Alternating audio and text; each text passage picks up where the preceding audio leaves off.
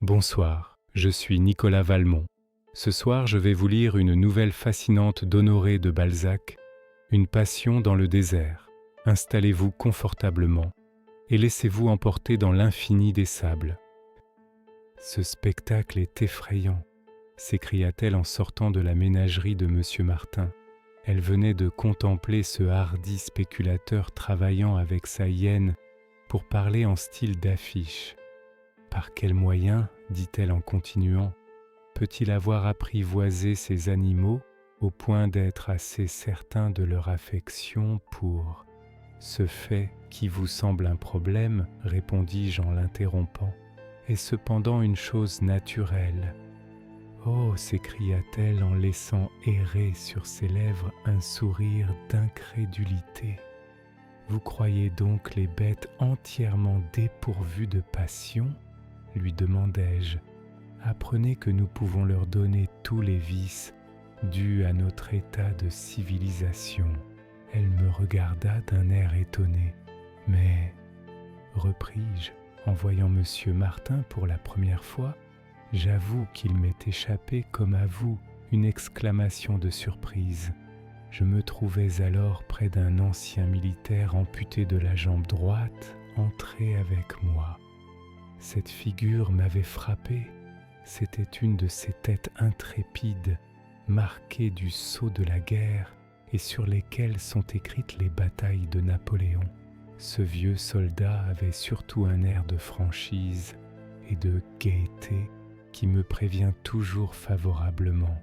C'était sans doute un de ces troupiers que rien ne surprend, qui trouvent une matière à rire dans la dernière grimace d'un camarade, l'enseveliste ou le dépouille gaiement, interpelle les boulets avec autorité, dont enfin les délibérations sont courtes et qui fraterniseraient avec le diable. Après avoir regardé fort attentivement le propriétaire de la ménagerie au moment où il sortait de la loge, mon compagnon plissa ses lèvres de manière à formuler un dédain moqueur par cette espèce de moue significative que se permettent les hommes supérieurs pour se faire distinguer des dupes. Aussi, quand je me récriai sur le courage de Monsieur Martin, sourit-il et me dit-il d'un air capable en hochant la tête, « Connu ? Comment connu ? Lui répondis-je. Si vous voulez m'expliquer ce mystère, je vous serai très obligé. » Après quelques instants pendant lesquels nous fîmes connaissance, nous allâmes dîner chez le premier restaurateur dont la boutique s'offrit à nos regards. Au dessert, une bouteille de vin de champagne rendit au souvenir de ce curieux soldat toute leur clarté. Il me raconta son histoire et je vis qu'il avait eu raison de s'écrier « Connu !»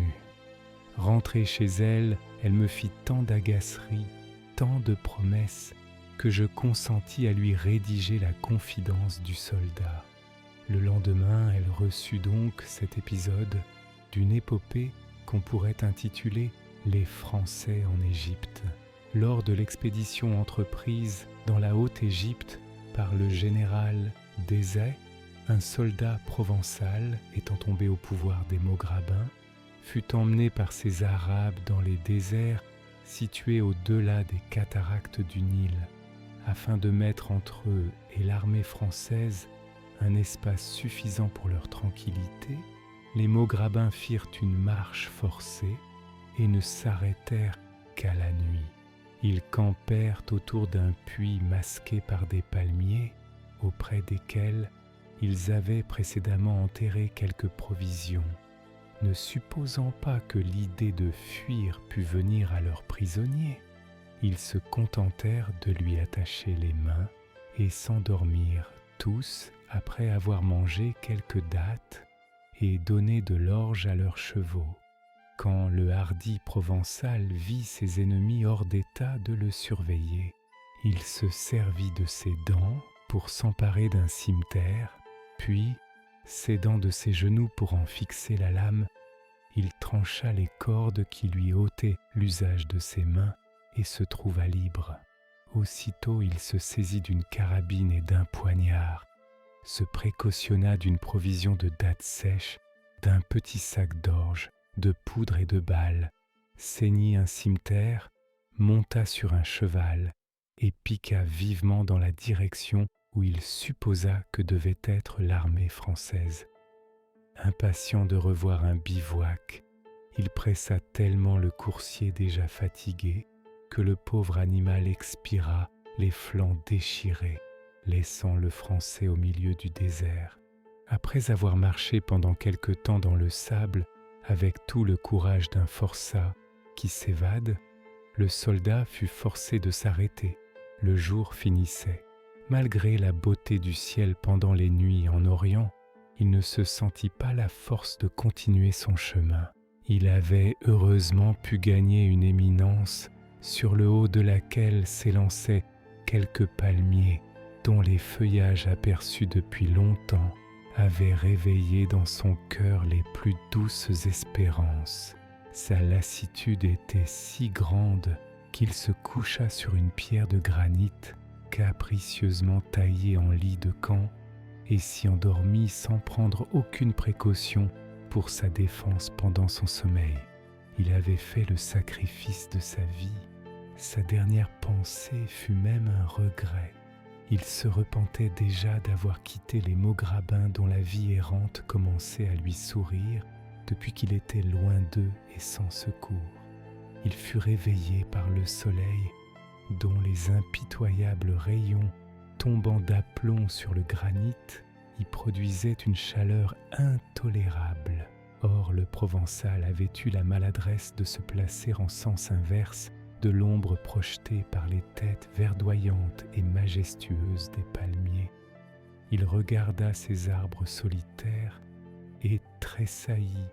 Ils lui rappelèrent les fûts élégants et couronnés de longues feuilles qui distinguent les colonnes sarrasines de la cathédrale d'Arles. Mais quand, après avoir compté les palmiers, il jeta les yeux autour de lui, le plus affreux désespoir fondit sur son âme. Il voyait un océan sans bornes, les sables noirâtres du désert s'étendaient à perte de vue dans toutes les directions, et ils étincelaient comme une lame d'acier frappée par une vive lumière. Il ne savait pas si c'était une mer de glace ou des lacs unis comme un miroir.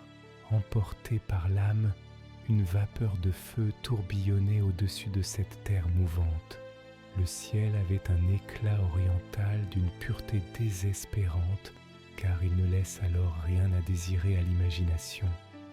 Le ciel et la terre étaient en feu, le silence effrayé par sa majesté sauvage et terrible. L'infini, l'immensité, pressait l'âme de toutes parts. Pas un nuage au ciel, pas un souffle dans l'air, pas un accident au sein du sable agité par petites vagues menues. Enfin l'horizon finissait, comme en mer quand il fait beau, par une ligne de lumière aussi déliée que le tranchant d'un sabre. Le Provençal serra le tronc d'un des palmiers, comme si c'eût été le corps d'un ami, puis, à l'abri de l'ombre grêle et droite que l'arbre dessinait sur le granit, il pleura, s'assit et resta là, contemplant avec une tristesse profonde la scène implacable qui s'offrait à ses regards. Il cria comme pour tenter la solitude. Sa voix, perdue dans les cavités de l'éminence, rendit au loin un son maigre qui ne réveilla point d'écho. L'écho était dans son cœur. Le Provençal avait 22 ans. Il arma sa carabine. « Il sera toujours bien temps », se dit-il en posant à terre l'arme libératrice. Regardant tour à tour l'espace noirâtre et l'espace bleu, le soldat rêvait à la France. Il sentait avec délice les ruisseaux de Paris. Il se rappelait les villes par lesquelles il avait passé, les figures de ses camarades et les plus légères circonstances de sa vie. Enfin, son imagination méridionale lui fit bientôt entrevoir les cailloux de sa chère Provence dans les jeux de la chaleur qui ondoyaient au-dessus de la nappe étendue dans le désert. Craignant tous les dangers de ce cruel mirage, il descendit le revers opposé à celui par lequel il était monté, la veille, sur la colline. Sa joie fut grande en découvrant une espèce de grotte, naturellement taillée dans les immenses fragments de granit qui formaient la base de ce monticule. Les débris d'une natte annonçaient que cet asile avait été jadis habité. Puis, à quelques pas, il aperçut des palmiers chargés de dattes. Alors l'instinct qui nous attache à la vie se réveilla dans son cœur. Il espéra vivre assez pour attendre le passage de quelques Maugrabins, ou peut-être entendrait-il bientôt le bruit des canons, car en ce moment Bonaparte parcourait l'Égypte. Ranimé par cette pensée, le Français abattit quelques régimes de fruits mûrs sous le poids desquels les dattiers semblaient vont fléchir, et il s'assura en goûtant cette manne inespérée que l'habitant de la grotte avait cultivé les palmiers. La chair savoureuse et fraîche de la datte accusait en effet les soins de son prédécesseur. Le Provençal passa subitement d'un sombre désespoir à une joie presque folle. Il remonta sur le haut de la colline et s'occupa pendant le reste du jour à couper un des palmiers inféconds qui, la veille, lui avait servi de toit. Un vague souvenir lui fit penser aux animaux du désert, et prévoyant qu'il pourrait y venir boire à la source perdue dans les sables qui apparaissait au bas des quartiers de roche, il résolut de se garantir de leur visite en mettant une barrière à la porte de son ermitage. Malgré son ardeur, malgré les forces que lui donna la peur d'être dévoré pendant son sommeil, il lui fut impossible de couper le palmier en plusieurs morceaux dans cette journée. Mais il réussit à l'abattre. Quand, vers le soir, ce roi du désert tomba, le bruit de sa chute retentit au loin, et ce fut comme un gémissement poussé par la solitude. Le soldat en frémit comme s'il eût entendu quelque voix lui prédire un malheur. Mais comme un héritier qui ne s'apitoie pas longtemps sur la mort d'un parent, il dépouilla ce bel arbre des larges et hautes feuilles vertes qui en sont le poétique ornement, et s'en servit pour réparer la natte sur laquelle il allait se coucher. Fatigué par la chaleur et le travail, il s'endormit sous les lambris rouges de sa grotte humide. Au milieu de la nuit, son sommeil fut troublé par un bruit extraordinaire. Il se dressa sur son séant, et le silence profond qui régnait lui permit de reconnaître l'accent alternatif d'une respiration dont la sauvage énergie ne pouvait appartenir à une créature humaine. Une profonde peur encore augmentée par l'obscurité, par le silence et par les fantaisies du réveil lui glaça le cœur. Il sentit même à peine la douloureuse contraction de sa chevelure quand, à force de dilater les pupilles de ses yeux, il aperçut dans l'ombre 2 lueurs faibles et jeunes. D'abord, il attribua ces lumières à quelques reflets de ses prunelles, mais bientôt, le vif éclat de la nuit l'aidant par degrés à distinguer les objets qui se trouvaient dans la grotte, il aperçut un énorme animal couché à 2 pas de lui. Était-ce un lion, un tigre ou un crocodile? Le Provençal n'avait pas assez d'instructions pour savoir dans quel sous-genre était classé son ennemi. Mais son effroi fut d'autant plus violent que son ignorance lui fit supposer tous les malheurs ensemble. Il endura le cruel supplice d'écouter, de saisir les caprices de cette respiration sans en rien perdre et sans oser se permettre le moindre mouvement.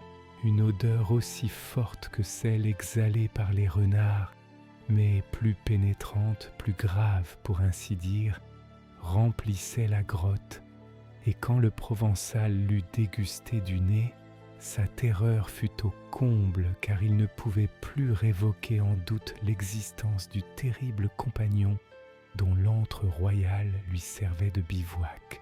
Bientôt, les reflets de la lune qui se précipitait vers l'horizon, éclairant la tanière, firent insensiblement resplendir la peau tachetée d'une panthère. ce lion d'Égypte dormait roulé comme un gros chien, paisible possesseur d'une niche somptueuse à la porte d'un hôtel. Ses yeux, ouverts pendant un moment, s'étaient refermés. Il avait la face tournée vers le Français.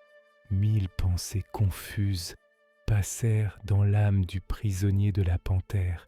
D'abord il voulut la tuer d'un coup de fusil, mais il s'aperçut qu'il n'y avait pas assez d'espace entre elle et lui pour l'ajuster. Le canon aurait dépassé l'animal, et s'il éveillait, cette hypothèse le rendit immobile. En écoutant battre son cœur au milieu du silence, il maudissait les pulsations trop fortes que l'affluence du sang y produisait, redoutant de troubler ce sommeil qui lui permettait de chercher un expédient salutaire. Il mit la main 2 fois sur son cimeterre dans le dessein de trancher la tête à son ennemi, mais la difficulté de couper un poil ras et dur l'obligea de renoncer à son hardi projet. La manquer, ce serait mourir sûrement, pensa-t-il. Il préféra les chances d'un combat et résolut d'attendre le jour, et le jour ne se fit pas longtemps désirer. Le Français put alors examiner la panthère. Elle avait le museau teint de sang. Elle a bien mangé, pensa-t-il, sans s'inquiéter si le festin avait été composé de chair humaine. Elle n'aura pas faim à son réveil. C'était une femelle.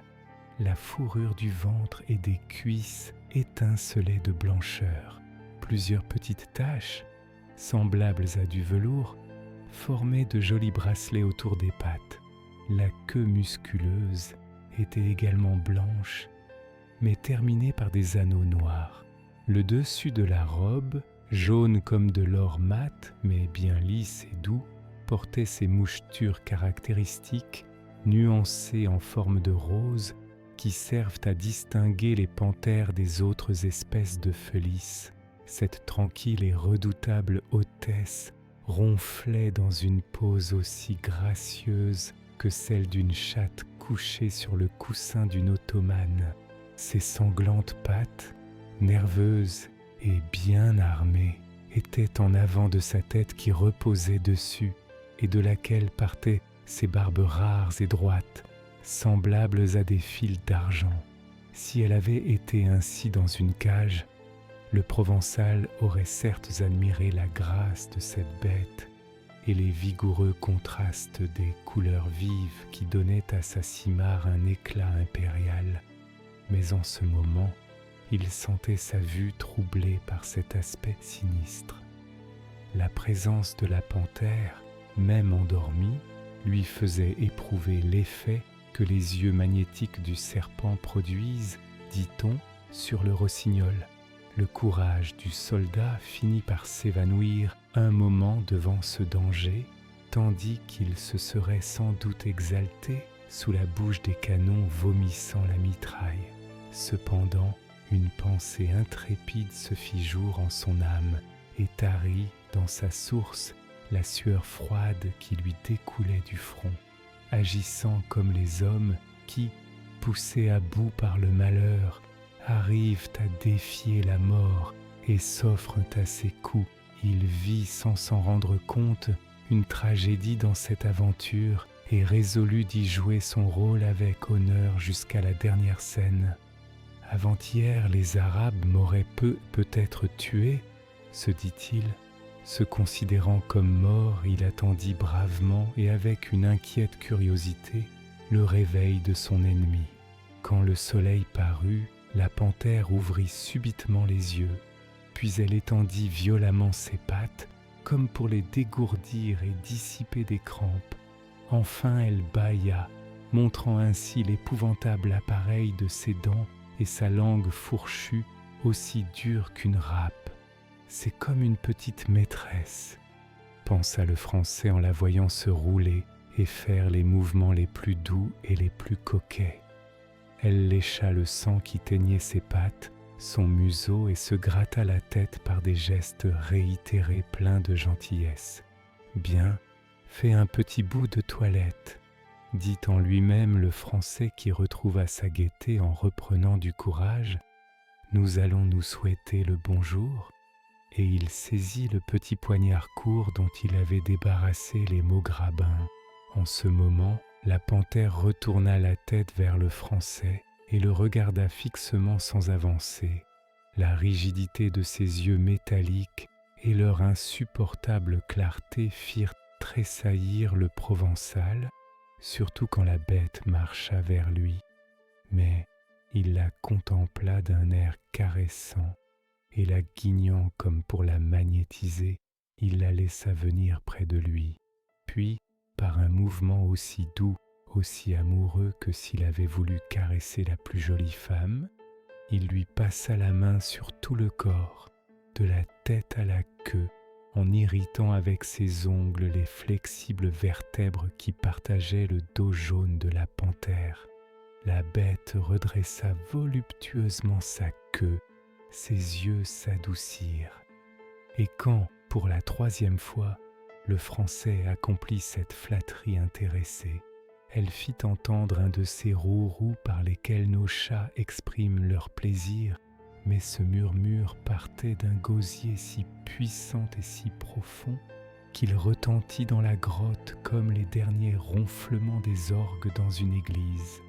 Le Provençal, comprenant l'importance de ces caresses, les redoubla de manière à étourdir, à stupéfier cette courtisane impérieuse. Quand il se crut sûr d'avoir éteint la férocité de sa capricieuse compagne, dont la faim avait été si heureusement assouvie la veille, il se leva et voulut sortir de la grotte. La panthère le laissa bien partir, mais quand il eut gravi la colline, elle bondit avec la légèreté des moineaux, sautant d'une branche à une autre, et vint se frotter contre les jambes du soldat en faisant le gros dos à la manière des chattes. Puis, regardant son hôte d'un œil dont l'éclat était devenu moins inflexible, elle jeta ce cri sauvage que les naturalistes comparent au bruit d'une scie. « Elle est exigeante !» s'écria le Français en souriant. Il essaya de jouer avec les oreilles, de lui caresser le ventre et lui gratter fortement la tête avec ses ongles. Et s'apercevant de ses succès, il lui chatouilla le crâne avec la pointe de son poignard en épiant l'heure de la tuer. Mais la dureté des os le fit trembler de ne pas réussir. La sultane du désert agréa les talents de son esclave en levant la tête, en tendant le cou, en accusant son ivresse par la tranquillité de son attitude. Le Français songea soudain que, pour assassiner d'un seul coup cette farouche princesse, il fallait la poignarder dans la gorge, et il levait la lame, quand la panthère, rassasiée sans doute, se coucha gracieusement à ses pieds en jetant de temps en temps des regards où, malgré une rigueur native, se peignait confusément de la bienveillance. Le pauvre Provençal mangea ses dattes en s'appuyant sur un des palmiers, mais il lançait tour à tour un œil investigateur sur le désert pour y chercher des libérateurs et sur sa terrible compagne pour en épier la clémence incertaine. La panthère regardait l'endroit où les noyaux de dattes tombaient chaque fois qu'il en jetait un, et ses yeux exprimaient alors une incroyable méfiance.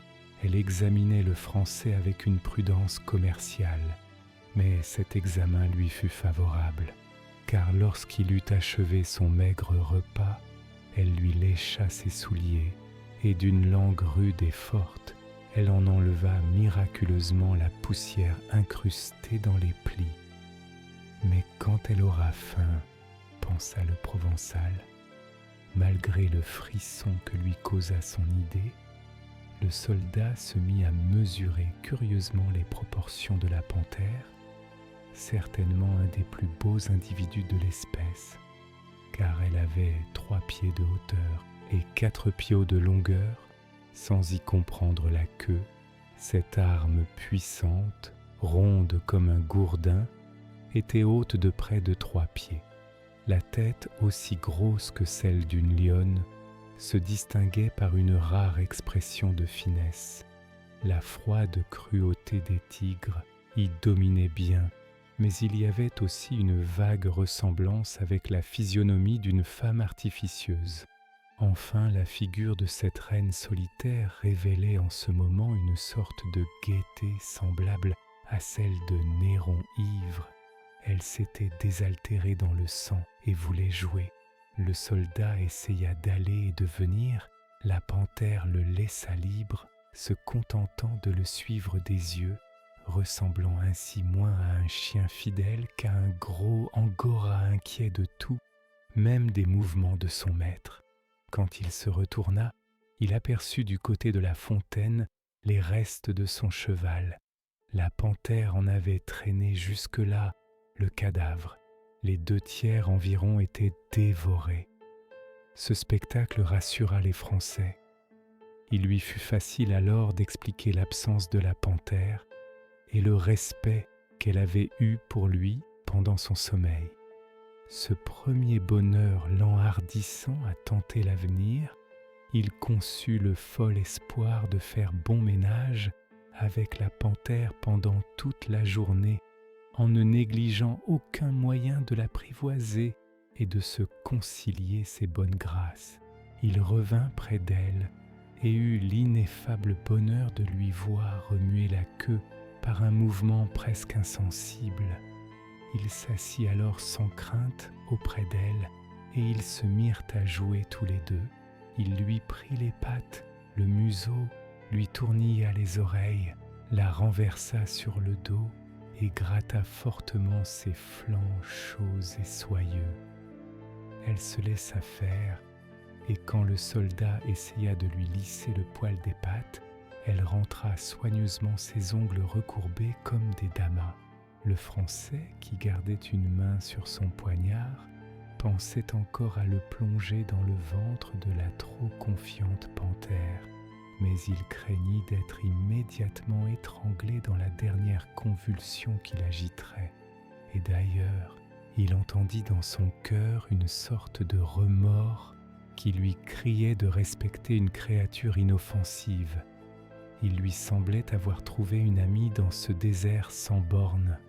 Il songea involontairement à sa première maîtresse, qu'il avait surnommée mignonne par antiphrase, parce qu'elle était d'une si atroce jalousie que pendant tout le temps que dura leur passion, il eut à craindre le couteau dont elle l'avait toujours menacé. Ce souvenir de son jeune âge lui suggéra d'essayer de faire répondre à ce nom la jeune panthère de laquelle il admirait, maintenant avec moins d'effroi, l'agilité, la grâce et la mollesse. Vers la fin de la journée, il s'était familiarisé avec sa situation périlleuse et il en aimait presque les angoisses. Enfin, sa compagne avait fini par prendre l'habitude de le regarder quand il criait en voix de fausset « Mignonne ».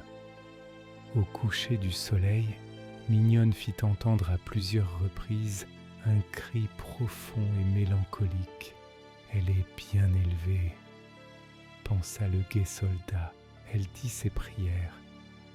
Mais cette plaisanterie mentale ne lui vint en l'esprit que quand il eut remarqué l'attitude pacifique dans laquelle restait sa camarade.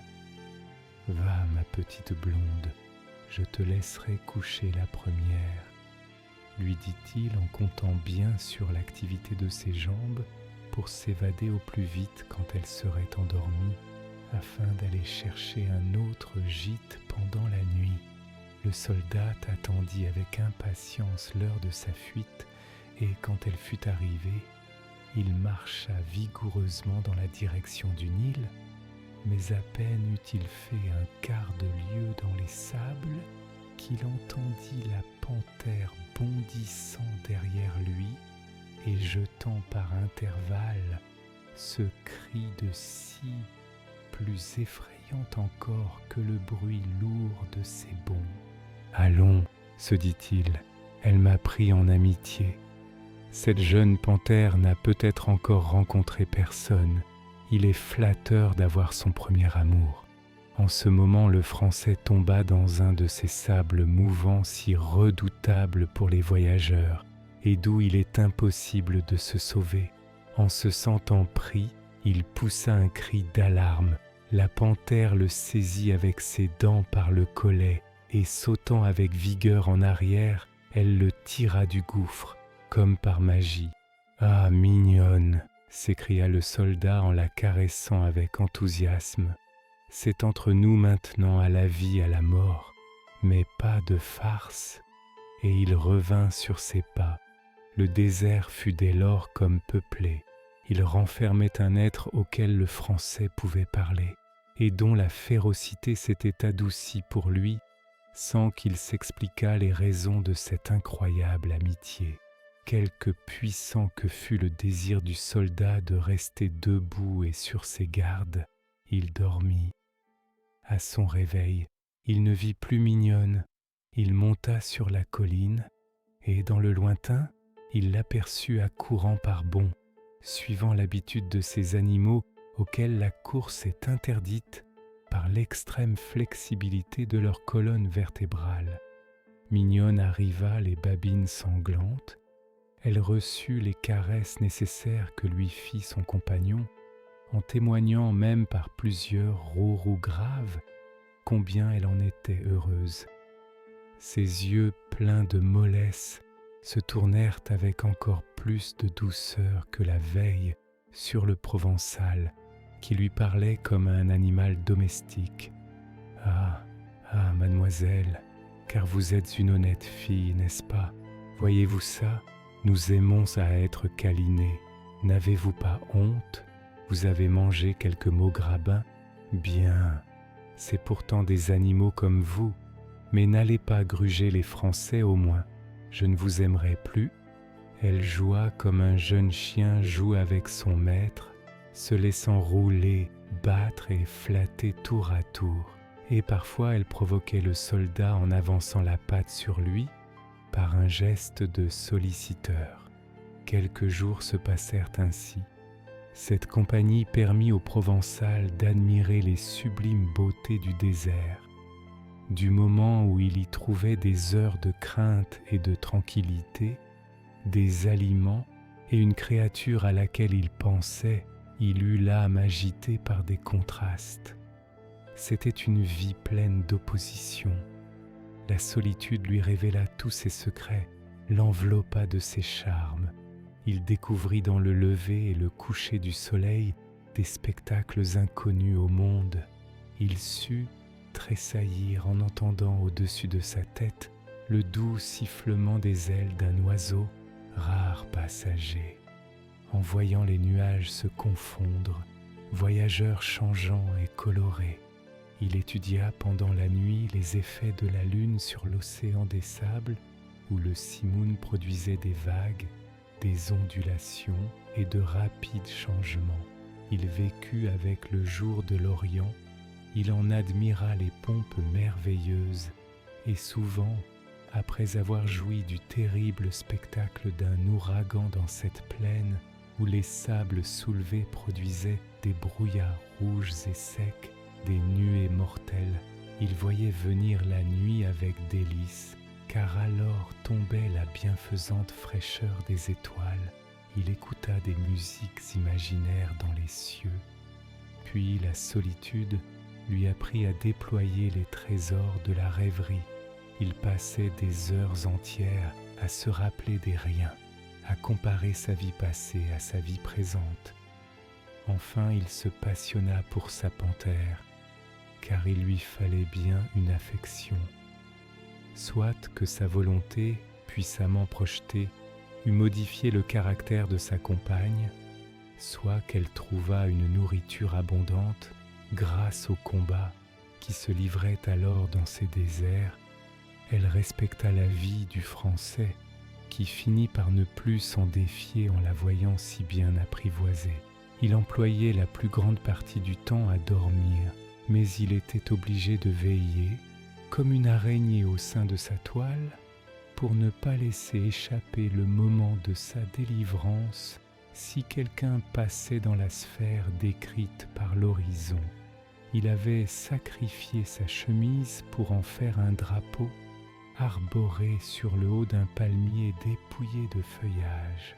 Conseillé par la nécessité, il sut trouver le moyen de le garder déployé en le tendant avec des baguettes, car le vent aurait pu ne pas l'agiter au moment où le voyageur attendu regarderait dans le désert. C'était pendant les longues heures où l'abandonnait l'espérance qu'il s'amusait avec la panthère. Il avait fini par connaître les différentes inflexions de sa voix, l'expression de ses regards. Il avait étudié les caprices de toutes les taches qui nuançaient l'or de sa robe. Mignonne ne grondait même plus quand il lui prenait la touffe par laquelle sa redoutable queue était terminée, pour en compter les anneaux noirs et blancs, ornements gracieux, qui brillaient de loin au soleil comme des pierreries. Il avait plaisir à contempler les lignes moelleuses et fines des contours, la blancheur du ventre, la grâce de la tête. Mais c'était surtout quand elle folâtrait qu'il la contemplait complaisamment, et l'agilité, la jeunesse de ses mouvements le surprenaient toujours.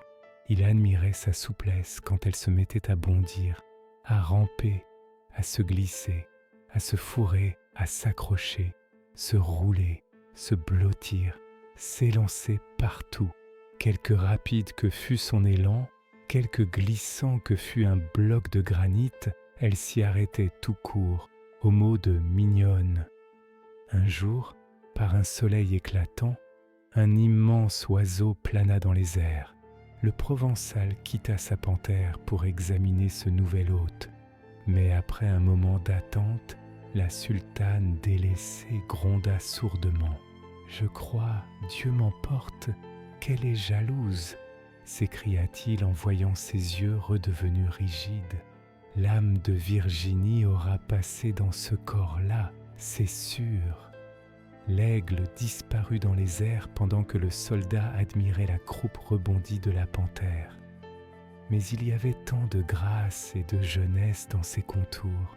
C'était joli comme une femme.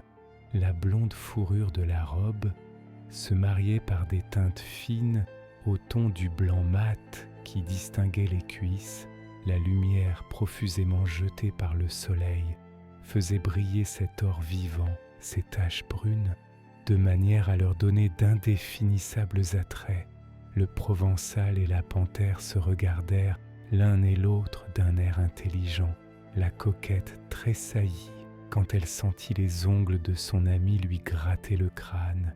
Ses yeux brillèrent comme deux éclairs, puis elle les ferma fortement. « Elle a une âme », dit-il en étudiant la tranquillité de cette reine des sables, dorée comme eux, blanche comme eux, solitaire et brûlante comme eux. « Eh bien, me dit-elle, j'ai lu votre plaidoyer en faveur des bêtes, mais comment deux personnes si bien faites pour se comprendre ont-elles fini?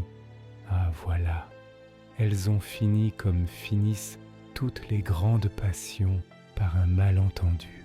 On croit de part et d'autre à quelque trahison, l'on ne s'explique point par fierté, l'on se brouille par entêtement, et quelquefois, dans les plus beaux moments, dit-elle, un regard, une exclamation suffisent.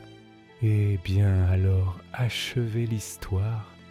C'est horriblement difficile, mais vous comprendrez ce que m'avait déjà confié le vieux grognard quand, en finissant sa bouteille de vin de champagne, il s'est écrié « Je ne sais pas quel mal je lui ai fait, mais elle se retourna comme si elle eût été enragée, et de ses dents aiguës, elle m'entama la cuisse, faiblement sans doute. Moi, croyant qu'elle voulait me dévorer, je lui plongeai mon poignard dans le cou. Elle roula en jetant un cri qui me glaça le cœur. Je la vis se débattant en me regardant sans colère. J'aurais voulu pour tout au monde, pour ma croix que je n'avais pas encore, la rendre à la vie.